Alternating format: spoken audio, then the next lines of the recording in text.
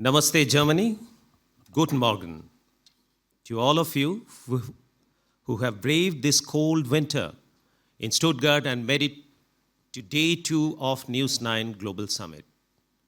We are honored to have Mr. Cem Özdemir, Federal Minister for Food and Agriculture, and also recently Education and Research. Thank you very much, sir, for joining us this morning. For those who were not with us yesterday, we heard from Minister Ashwini Vaishnav and Jyotiraditya Scindia ji on how India and Germany are on course to further the bilateral cooperation between the two great nations. Let me quote Minister Jyotiraditya Scindia when he spoke from this very dais. He said, Indo-German partnership is a living bridge that unites the world's two most dynamic countries, a bridge that is not built on steel or stone, but beliefs, ideas, and values. I couldn't agree more. Minister Ashwini Vaishnav went on to reiterate that India offers trust, talent, and stability, which is all the more relevant for exchange of skills between India and Germany. Today, we will delve deeper into the skills program that India and Germany are working together on. Today's sessions also offer a glimpse on how India is reinventing itself across all themes and how Germany is an obvious partner in this journey towards sustainable growth. Just last month, I was at a lunch that was hosted by the Prime Minister of India in the honor of Chancellor Olaf Scholz in Delhi. The Hyderabad House in New Delhi was abuzz with camaraderie, optimism, and ambition.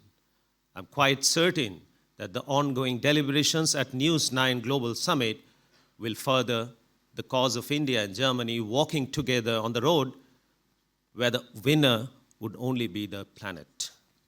Talking about the planet, well, that is where we kick off today's proceedings. Climate change is a reality that has hit all of us, from floods in India's Chennai to Spain's Valencia.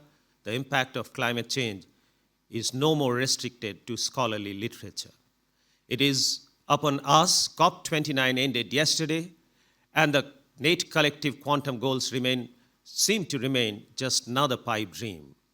The big question of who will finance the climate change and by how much continues to be a contentious debate.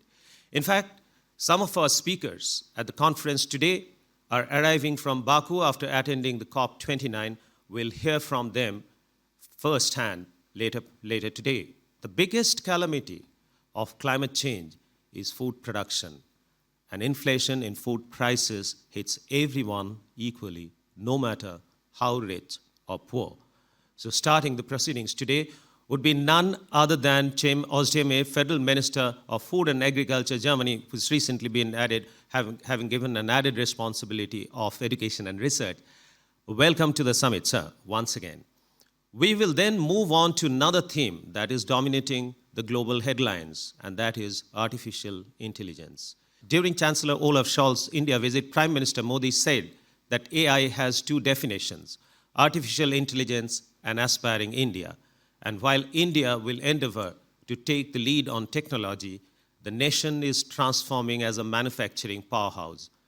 As global companies began diversifying their supply chains in adopting the China Plus One strategy, India becomes an obvious choice. So on the News9 Global Summit, we'll talk about an India that is poised to be the next factory of the world. And then, of course, we will hear from our keynote speaker at this News9 Global Summit, the Honorable Prime Minister of India, Sri Narendra Modi himself. He will take us right inside the global bright spot called India. But just when you think it is over, we will dazzle you with a memorable evening that felicitates global icons as well as auto leaders.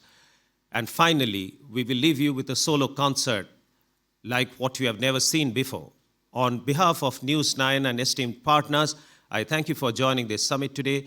May this summit ignite meaningful conversations, foster impactful partnerships, and pave the way for a brighter, greener, and more resilient future together. Welcome once again to the News9 Global Summit. Thank you.